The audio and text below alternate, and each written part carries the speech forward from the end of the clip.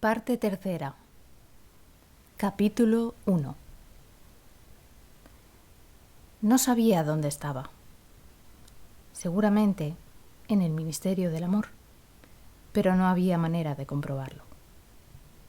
Se encontraba en una celda de alto techo, sin ventanas y con paredes de reluciente porcelana blanca.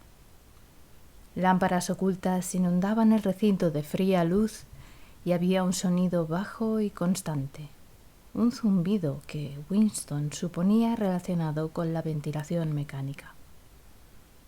Un banco, o mejor dicho, una especie de estante a lo largo de la pared, le daba la vuelta a la celda, interrumpido solo por la puerta, y en el extremo opuesto, por un retrete sin asiento de madera. Había 4 telepantallas, una en cada pared. Winston sentía un sordo dolor en el vientre. Le venía doliendo desde que lo encerraron en el camión para llevarlo allí.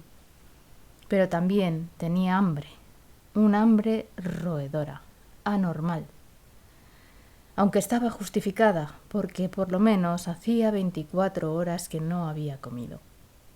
Quizá 36. No sabía, quizá nunca lo sabría, si lo habían detenido de día o de noche. Desde que lo detuvieron, no le habían dado nada de comer. Se estuvo lo más quieto que pudo en el estrecho banco, con las manos cruzadas sobre las rodillas. Había aprendido ya a estarse quieto. Si se hacían movimientos inesperados, le chillaban a uno desde la telepantalla. Pero la necesidad de comer algo le atenazaba de un modo espantoso. Lo que más le apetecía era un pedazo de pan. Tenía una vaga idea de que en el bolsillo de su mono tenía unas cuantas migas de pan. Incluso era posible, lo pensó porque de cuando en cuando algo le hacía cosquillas en la pierna, que tuviera allí guardado un buen mendrugo. Finalmente, pudo más la tentación que el miedo. Se metió una mano en el bolsillo. «Smith», gritó una voz desde la telepantalla. 6079, Smith V. En las celdas, las manos fuera de los bolsillos. Volvió a inmovilizarse y a cruzar las manos sobre las rodillas. Antes de llevarlo allí, lo habían dejado algunas horas en otro sitio, que debía de ser una cárcel corriente o un calabozo temporal usado por las patrullas. No sabía exactamente cuánto tiempo le habían tenido allí. Desde luego varias horas, pero no había relojes ni luz natural y resultaba casi imposible calcular el tiempo. Era un sitio ruidoso y maloliente. Lo habían dejado en una celda parecida a esta en que ahora se hallaba, pero horriblemente sucia y continuamente llena de gente. Por lo menos había a la vez 10 o 15 personas, la mayoría de las cuales eran criminales comunes, pero también se hallaban entre ellos unos cuantos prisioneros políticos. Winston se había sentado silencioso, apoyado contra la pared, encajado entre unos cuerpos sucios y demasiado preocupado por el miedo y por el dolor que sentía en el vientre para interesarse por lo que le rodeaba. Sin embargo, notó la asombrosa diferencia de conducta entre los prisioneros del partido y los otros. Los prisioneros del partido estaban siempre callados y llenos de terror, pero los criminales corrientes parecían no temer a nadie. Insultaban a los guardias, se resistían a que les quitaran los objetos que llevaban, escribían palabras obscenas en el suelo, comían descaradamente alimentos robados que sacaban de misteriosos escondrijos de entre sus ropas, e incluso le respondían a gritos a la telepantalla cuando ésta intentaba restablecer el orden. Por otra parte, algunos de ellos parecían hallarse en buenas relaciones con los guardias. Los llamaban con apodos y trataban de sacarles cigarrillos. También los guardias trataban a los criminales ordinarios con cierta tolerancia, aunque naturalmente tenían que manejarlos con rudeza. Se hablaba mucho allí de los campos de trabajos forzados a donde los presos esperaban ser enviados. Por lo visto, se estaba bien en los campos siempre que se tuviera ciertos apoyos y se conociera el tejemaneje. Había allí soborno, favoritismo e inmoralidades de toda clase. Abundaba la homosexualidad y la prostitución, e incluso se fabricaba clandestinamente alcohol destilándolo de las patatas. Los cargos de confianza solo se los daban a los criminales propiamente dichos, sobre todo a los gángsters y a los asesinos de toda clase, que constituían una especie de aristocracia. En los campos de trabajos forzados, todas las tareas sucias y viles eran realizadas por los presos políticos. En aquella celda había presenciado Winston un constante entrar y salir de presos de la más variada condición: traficantes de drogas, ladrones, bandidos, gente del mercado negro, borrachos y prostitutas. Algunos de los borrachos eran tan violentos que los demás presos tenían que ponerse de acuerdo para sujetarlos. Una horrible mujer de unos 60 años, con grandes pechos caídos y greñas de cabello blanco sobre la cara, entró empujada por los guardias. 4 de estos la sujetaban mientras ella daba patadas y chillaba. Tuvieron que quitarle las botas con las que la vieja les castigaba las espinillas y la empujaron haciéndola caer sentada sobre las piernas de Winston. El golpe fue tan violento que Winston creyó que se le habían partido los huesos de los muslos. La mujer les gritó a los guardias, que ya se marchaban: ¡Hijos de perra! Luego, notando que estaba sentada en las piernas de Winston, se dejó resbalar hasta la madera. «Perdona, querido», le dijo. «No me hubiera sentado encima de ti, pero esos matones me empujaron. No saben tratar a una dama». Se calló unos momentos y, después de darse unos golpecitos en el pecho, eructó ruidosamente. «Perdona, chico», dijo. «Yo ya no soy yo». Se inclinó hacia adelante y vomitó copiosamente sobre el suelo. «Esto va mejor», dijo, volviendo a apoyar la espalda en la pared y cerrando los ojos. «Es lo que yo digo. Lo mejor es echarlo fuera mientras está reciente en el estómago». Reanimada, volvió a fijarse en Winston y pareció tomarle un súbito cariño. Le pasó uno de sus flácidos brazos por los hombros y lo atrajo hacia ella, echándole encima un pestilente vaho a cerveza y porquería. «¿Cómo te llamas, cariño?», le dijo. «Smith». «¿Smith?», repitió la mujer. «Tienes gracia. Yo también me llamo Smith. Es que», añadió sentimentalmente, «yo podría ser tu madre». En efecto, podía ser su madre, pensó Winston. Tenía aproximadamente la misma edad y el mismo aspecto físico, y era probable que la gente cambiara algo después de pasar 20 años en un campo de trabajos forzados. Nadie más le había hablado. Era sorprendente hasta qué punto despreciaban los criminales ordinarios a los presos del partido. Los llamaban, despectivamente, los polits, y no sentían ningún interés por lo que hubieran hecho o dejado de hacer. Los presos del partido parecían tener un miedo atroz a hablar con nadie y, sobre todo, a hablar unos con otros. Solo una vez, cuando 2 miembros del partido, ambos mujeres, fueron sentadas juntas en el banco, Winston oyó entre la algarabía de voces unas cuantas palabras murmuradas precipitadamente y, sobre todo, la referencia a algo que llamaban la habitación 101. No sabía a qué se podían referir. Quizá llevara 2 o 3 horas en este nuevo sitio. El dolor de vientre no se le pasaba, pero se le aliviaba algo a ratos, y entonces sus pensamientos eran un poco menos tétricos. En cambio, cuando aumentaba el dolor, solo pensaba en el dolor mismo y en su hambre. Al aliviarse, se apoderaba de él el pánico. Había momentos en que se figuraba de modo tan gráfico las cosas que iban a hacerle que el corazón le galopaba y se le cortaba la respiración. Sentía los porrazos que iban a darle en los codos y las patadas que le darían las pesadas botas claveteadas de hierro. Se veía a sí mismo retorciéndose en el suelo, pidiendo a gritos misericordia por entre los dientes partidos. Apenas recordaba a Julia. No podía concentrar en ella su mente. La amaba y no la traicionaría, pero eso era solo un hecho, conocido por él como conocía las reglas de aritmética.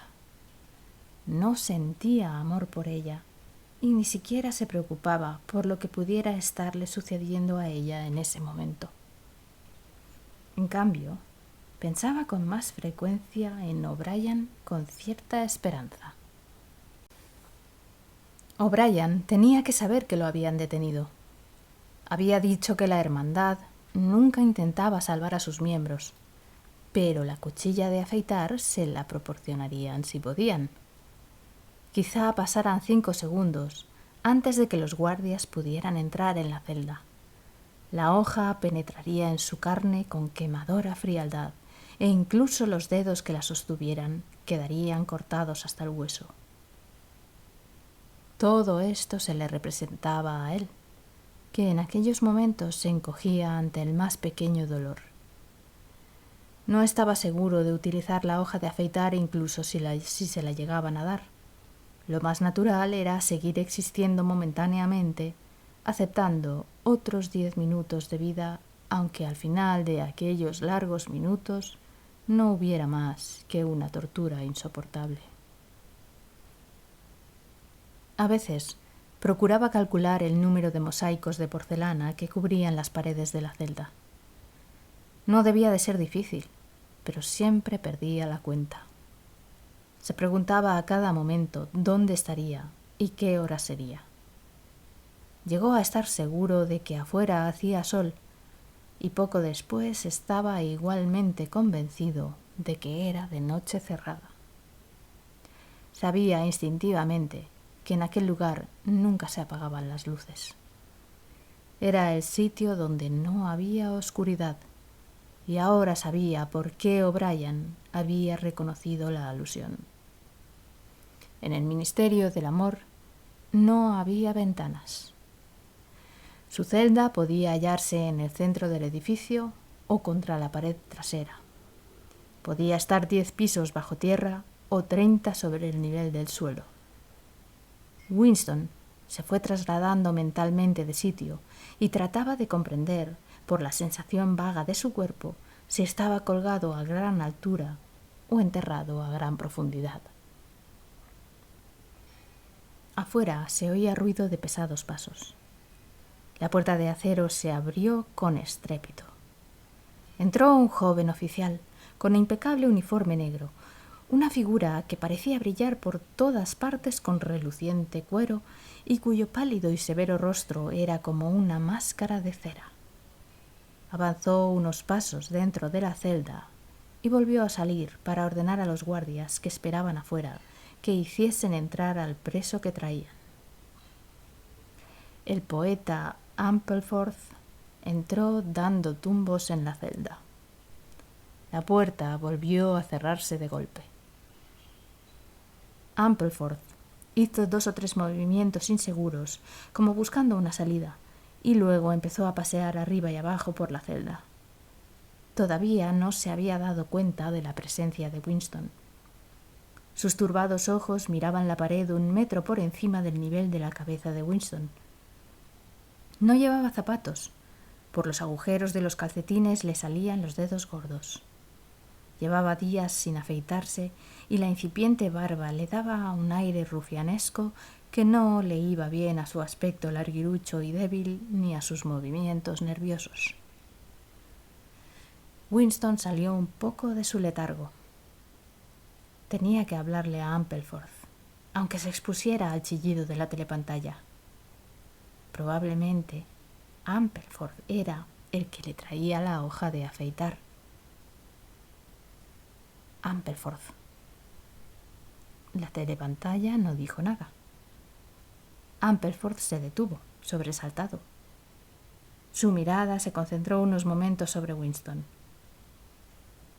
«¡Ah, Smith!», dijo. «¡También tú!». «¿De qué te acusan?», preguntó Winston. «Para decirte la verdad», se sentó embarazosamente en el banco de enfrente a Winston. «Solo hay un delito, ¿verdad? ¿Y tú lo has cometido?». «Por lo visto».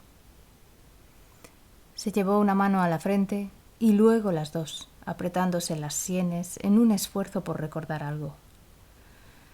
«Estas cosas suelen ocurrir», empezó vagamente. «A fuerza de pensar en ello, se me ha ocurrido que pudiera ser... Fue desde luego una indiscreción, lo reconozco. Estábamos preparando una edición definitiva de los poemas de Kipling. Dejé la palabra Dios al final de un verso. No puedo evitarlo», añadió casi con indignación, levantando la cara para mirar a Winston. Era imposible cambiar ese verso. God, Dios, tenía que rimar con Rod. ¿Te das cuenta de que solo hay 12 rimas para Rod en nuestro idioma? Durante muchos días me he estado arañando el cerebro.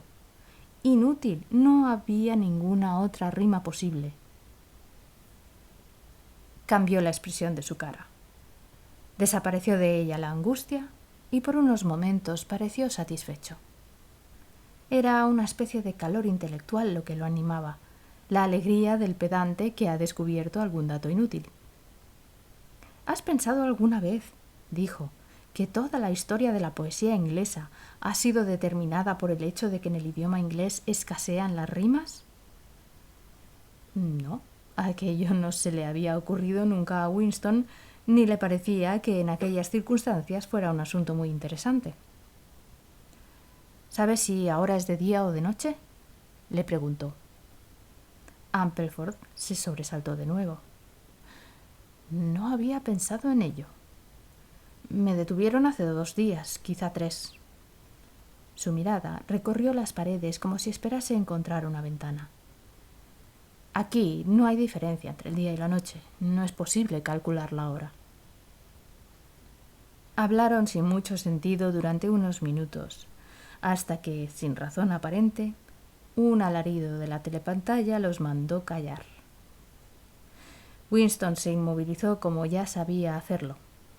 En cambio, Ampleforth, demasiado grande para acomodarse en el estrecho banco, no sabía cómo ponerse y se movía nervioso. Unos ladridos de la telepantalla le ordenaron que se estuviera quieto. Pasó el tiempo. 20 minutos, quizás 1 hora. Era imposible saberlo. Una vez más se acercaban pasos de botas. A Winston se le contrajo el vientre.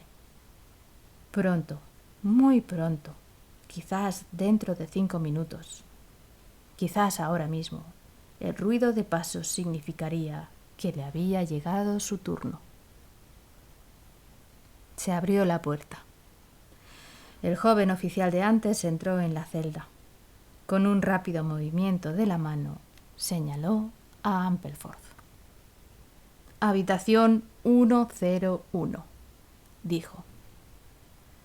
Ampleforth salió conducido por los guardias con las facciones alteradas, pero sin comprender.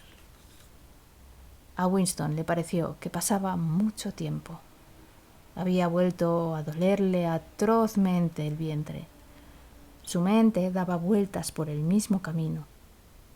Tenía solo 6 pensamientos: el dolor de vientre, un pedazo de pan, la sangre y los gritos, O'Brien, Julia y la hoja de afeitar. Sintió otra contracción en las entrañas.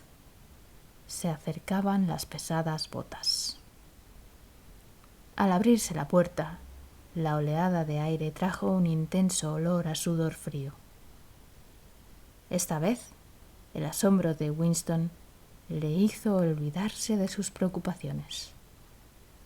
«¿Tú aquí?», exclamó. Parsons dirigió a Winston una mirada que no era de interés ni de sorpresa, sino solo de pena. Empezó a andar de un lado a otro con movimientos mecánicos.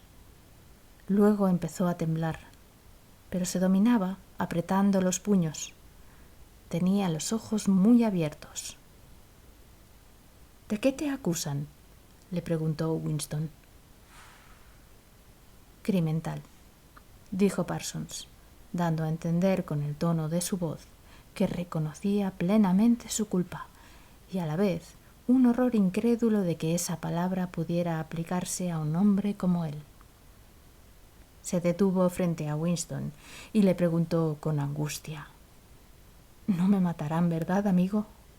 No le matan a uno cuando no ha hecho nada concreto y solo es culpable de haber tenido pensamientos que no pudo evitar. Sé que le juzgan a uno con todas las garantías. Tengo gran confianza en ellos. Saben perfectamente mi hoja de servicios. También tú sabes cómo he sido yo siempre. No he sido inteligente, pero siempre he tenido la mejor voluntad. He procurado servir lo mejor posible al partido, ¿no crees? Me castigarán a 5 años, ¿verdad? O quizá 10. Un tipo como yo puede resultar muy útil en un campo de trabajos forzados. Creo que no me fusilarán por una pequeña y única equivocación».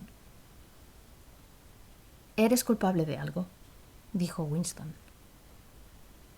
«Claro que soy culpable», exclamó Parsons, mirando servilmente a la telepantalla.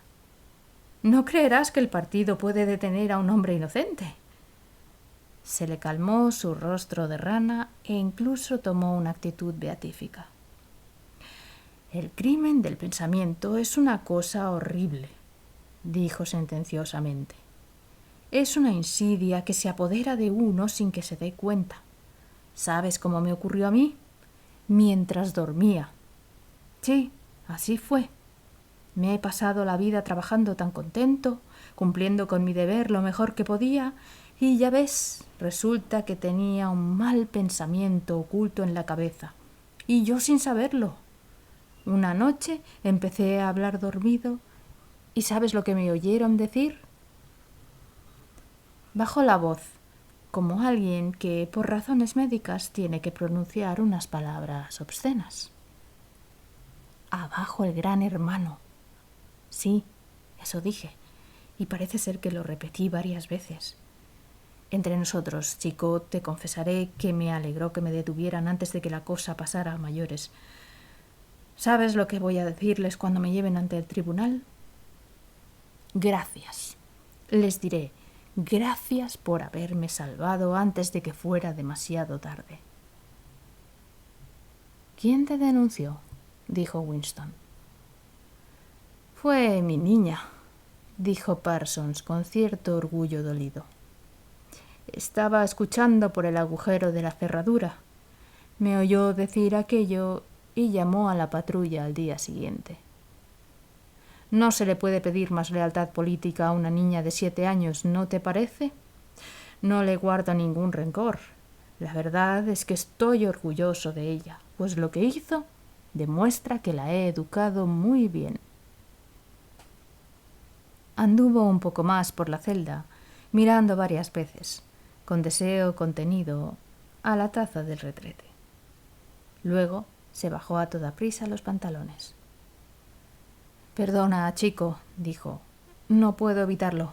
Es por la espera, ¿sabes?». Asentó su amplio trasero sobre la taza. Winston se cubrió la cara con las manos. «Smith», chilló la voz de la telepantalla. 6079 Smith V. Descúbrete la cara. En las celdas, nada de taparse la cara. Winston descubrió el rostro. Parsons usó el retrete ruidosa y abundantemente. Luego resultó que no funcionaba el agua y la celda estuvo oliendo espantosamente durante varias horas. Se llevaron a Parsons. Entraron y salieron más presos, misteriosamente. Una mujer fue enviada a la habitación 101 y Winston observó que esas palabras la hicieron cambiar de color. Llegó el momento en que, si hubiera sido de día cuando le llevaron allí, sería ya la última hora de la tarde, y de haber entrado por la tarde, sería ya medianoche. Había 6 presos en la celda entre hombres y mujeres. Todos estaban sentados muy quietos. Frente a Winston se hallaba un hombre con cara de roedor. Apenas tenía barbilla y sus dientes eran afilados y salientes. Los carrillos le formaban bolsones de tal modo que podía pensarse que almacenaba allí comida. Sus ojos gris pálidos se movían temerosamente de un lado a otro y se desviaba su mirada en cuanto tropezaba con la de otra persona. Se abrió la puerta de nuevo y entró otro preso, cuyo aspecto le causó un escalofrío a Winston. Era un hombre de aspecto vulgar, quizás un ingeniero o un técnico, pero lo sorprendente en él era su figura esquelética.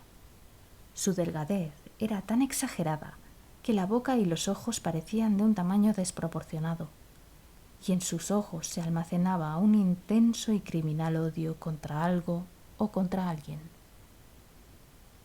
El individuo se sentó en el banco a poca distancia de Winston.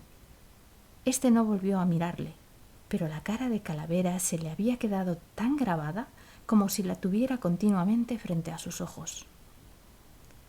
De pronto comprendió de qué se trataba. Aquel hombre se moría de hambre. Lo mismo pareció ocurrírseles casi a la vez a cuantos allí se hallaban. Se produjo un leve movimiento por todo el banco. El hombre de la cara de ratón miraba de cuando en cuando al esquelético y desviaba enseguida la mirada, con aire culpable, para volver a fijarse en él irresistiblemente atraído. Por fin se levantó, cruzó pesadamente la celda, se rebuscó en el bolsillo del mono y con aire tímido sacó un mugriento mendrugo de pan y se lo tendió al hambriento. La telepantalla rugió furiosa. El de la cara de ratón volvió a su sitio de un brinco. El esquelético se había llevado inmediatamente las manos detrás de la espalda como para demostrarle a todo el mundo que se había negado a aceptar el ofrecimiento. «¡Bumstead!», gritó la voz de un modo ensordecedor. «2713 Bumstead J. ¡Tira ese pedazo de pan!». El individuo tiró el mendrugo al suelo. «Ponte de pie de cara a la puerta y sin hacer ningún movimiento». El hombre obedeció mientras le temblaban los bolsones de sus mejillas. Se abrió la puerta de golpe y entró el joven oficial, que se apartó para dejar pasar a un guardia achaparrado con enormes brazos y hombros. Se colocó frente al hombre del mendrugo y a una orden muda del oficial le lanzó un terrible puñetazo a la boca, apoyándolo con todo el peso de su cuerpo. La fuerza del golpe empujó al individuo hasta la otra pared de la celda. Se cayó junto al retrete. Le brotaba una sangre negruzca de la boca y de la nariz. Después, gimiendo débilmente, consiguió ponerse de pie. Entre un chorro de sangre y saliva, se le cayeron de la boca las 2 mitades de una dentadura postiza. Los presos estaban muy quietos, todos ellos con las manos cruzadas sobre las rodillas. El hombre ratonil volvió a su sitio. Se le oscurecía la carne en uno de los lados de la cara. Se le hinchó la boca hasta formar una masa informe con un agujero negro en medio. Sus ojos grises seguían moviéndose, sintiéndose más culpable que nunca y como tratando de averiguar cuánto lo despreciaban los otros por aquella humillación. Se abrió la puerta. Con un pequeño gesto, el oficial señaló al hombre esquelético. «Habitación 101», dijo.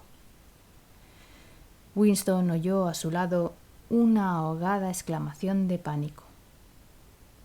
El hombre se dejó caer al suelo de rodillas y rogaba con las manos juntas. «Camarada, oficial, no tienes que llevarme a ese sitio. No te lo he dicho ya todo. ¿Qué más quieres saber? Todo lo confesaría, todo. Dime de qué se trata y lo confesaré. Escribe lo que quieras y lo firmaré, pero no me lleves a la habitación 101.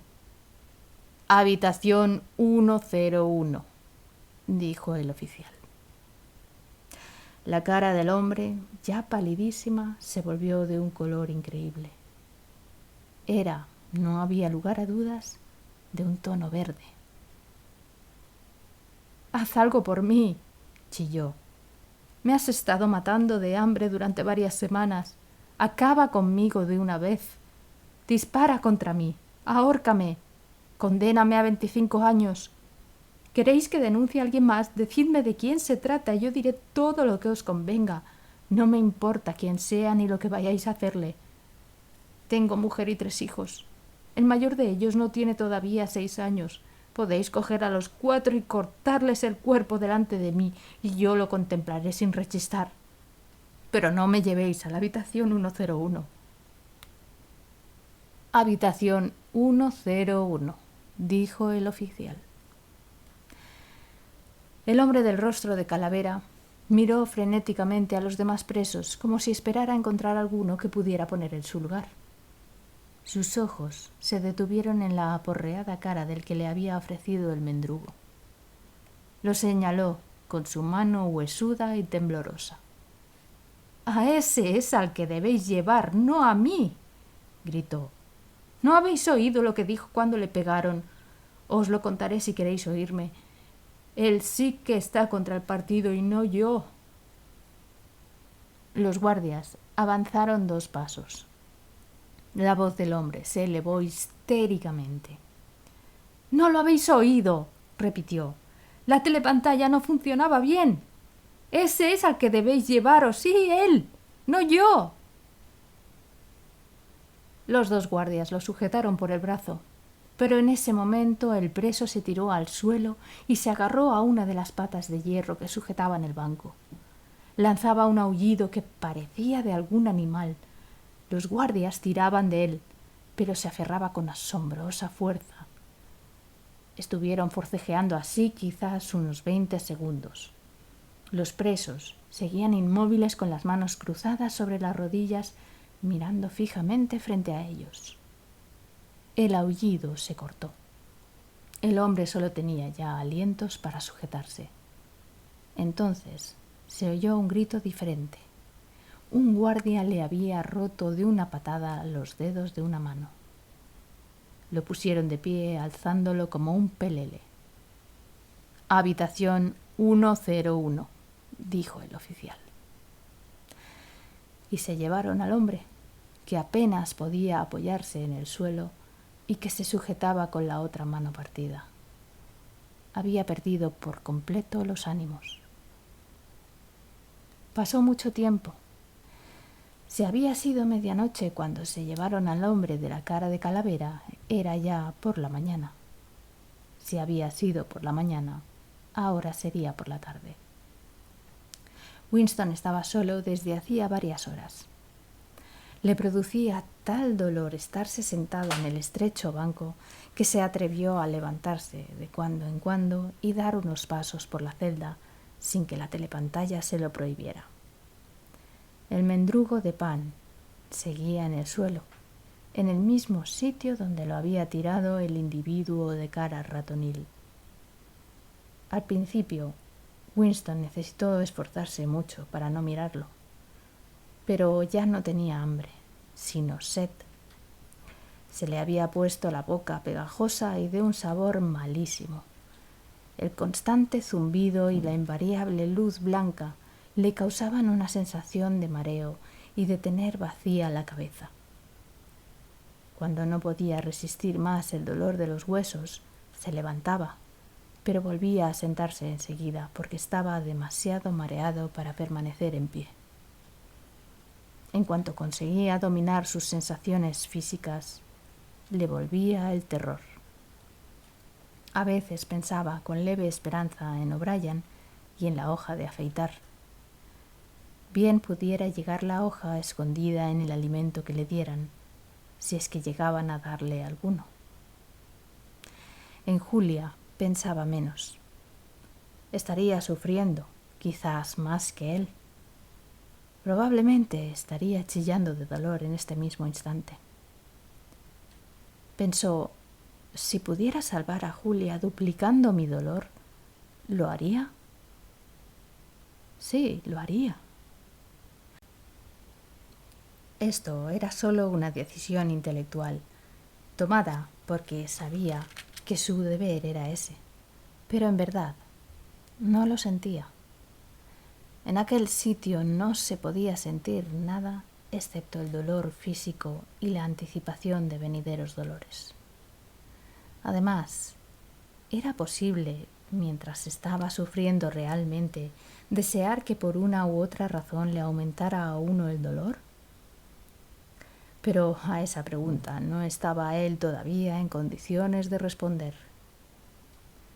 Las botas volvieron a acercarse. Se abrió la puerta. Entró O'Brien. Winston se puso de pie. El choque emocional de ver a aquel hombre le hizo abandonar toda preocupación. Por primera vez en muchos años, olvidó la presencia de la telepantalla. «También a ti te han cogido», exclamó. «Hace mucho tiempo que me han cogido», repuso O'Brien con una ironía suave y como si lo lamentara. Se apartó un poco para que pasara un corpulento guardia que tenía una larga porra negra en la mano. «Ya sabías que ocurriría esto, Winston», dijo O'Brien. «No te engañes a ti mismo. Lo sabías. Siempre lo has sabido». Sí, ahora comprendía que siempre lo había sabido, pero no había tiempo de pensar en ello. Solo tenía ojos para la porra que se balanceaba en la mano del guardia. El golpe podía caer en cualquier parte de su cuerpo, en la coronilla, encima de la oreja, en el antebrazo, en el codo. En el codo. Dio un brinco y se quedó casi paralizado sujetándose con la otra mano el codo golpeado. Había visto luces amarillas. Era inconcebible que un solo golpe pudiera causar tanto dolor. Cayó al suelo. Volvió a ver claro. Los otros dos lo miraban ya desde arriba. El guardia se reía de sus contorsiones. Por lo menos, ya sabía una cosa. Jamás, por ninguna razón del mundo, puede uno desear un aumento de dolor. Del dolor físico solo se puede desear una cosa, que cese. Nada en el mundo es tan malo como el dolor físico. Ante eso no hay héroes. No hay héroes, pensó una y otra vez, mientras se retorcía en el suelo, sujetándose inútilmente su inutilizado brazo izquierdo.